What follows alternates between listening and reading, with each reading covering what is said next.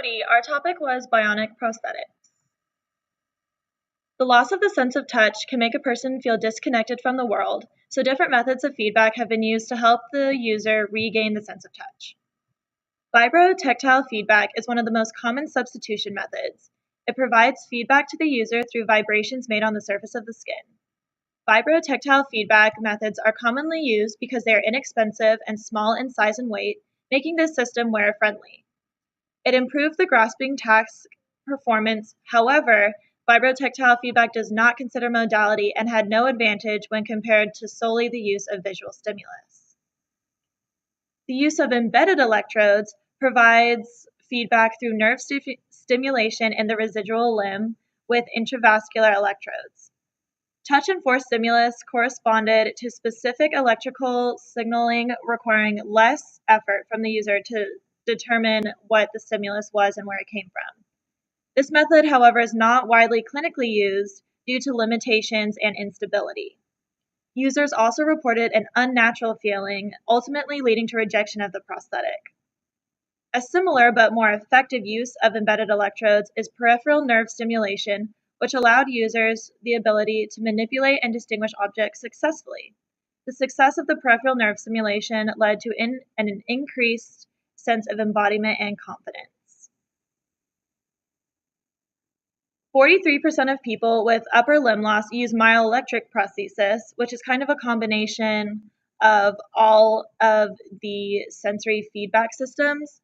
It mainly uses muscle contractions of the residual limb to control the prosthetic.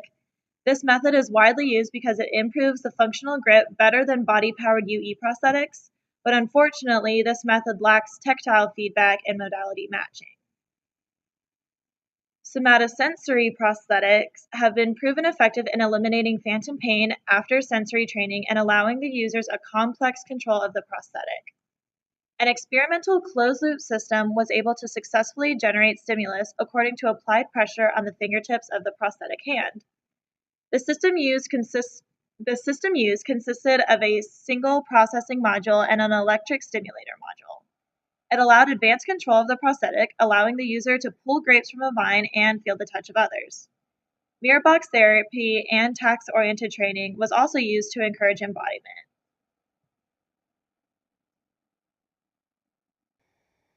Another way engineers have attempted to regain feeling for patients who have lost limbs is through the use of a biotac sensor.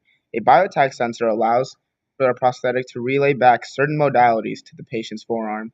By doing this, patients are able to distinguish varying temperatures, surface textures, and weights by applying that modality to the patient's forearm through the biotac sensor.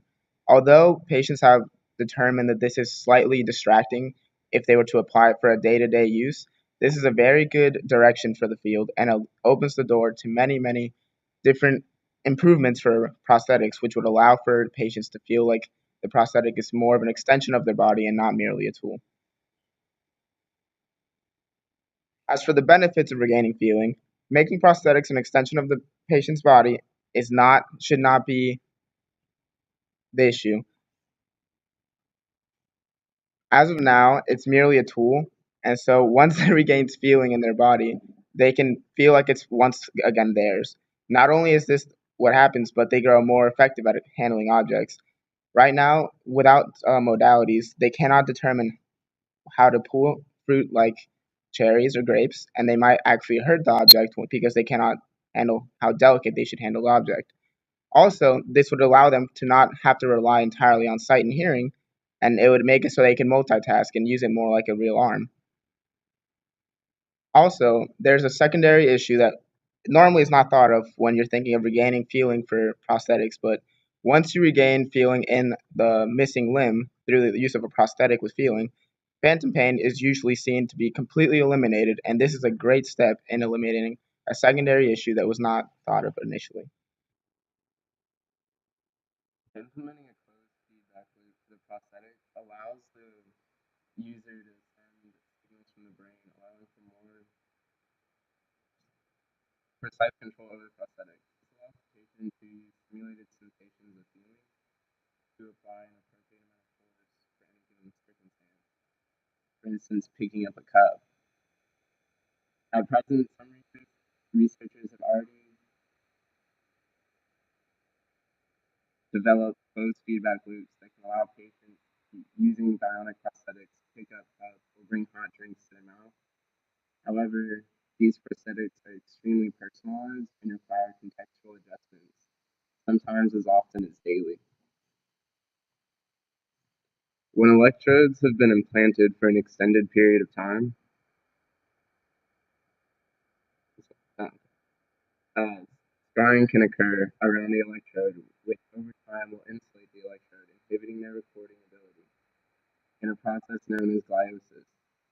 While researchers are working on methods to minimize and delay this response in the body to support long-term compatibility with the bionic prosthetics, this is currently an issue that will eventually face every implant. An application of bionic prosthetics is shown in below-the-knee amputations. The lives of below-the-knee amputees have been transformed by regular prosthetics. That it is possible bionic below-the-knee replacements would return these amputees to the same quality of life as before the amputation.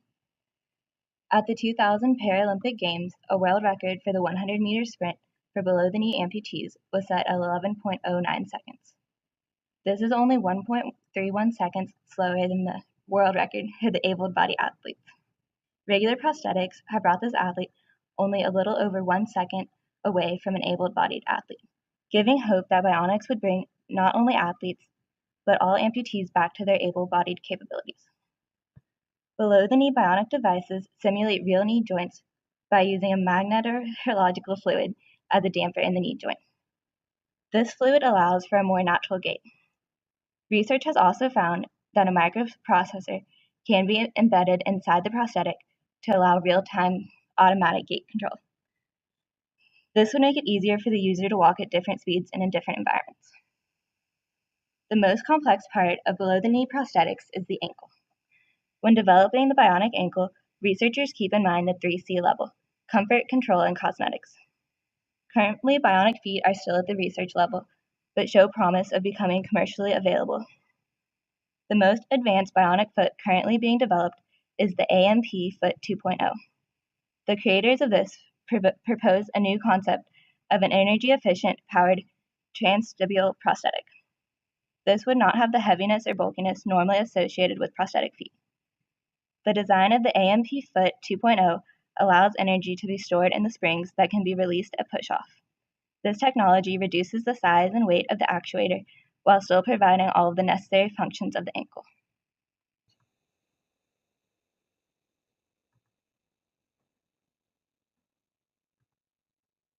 Thanks and gig 'em.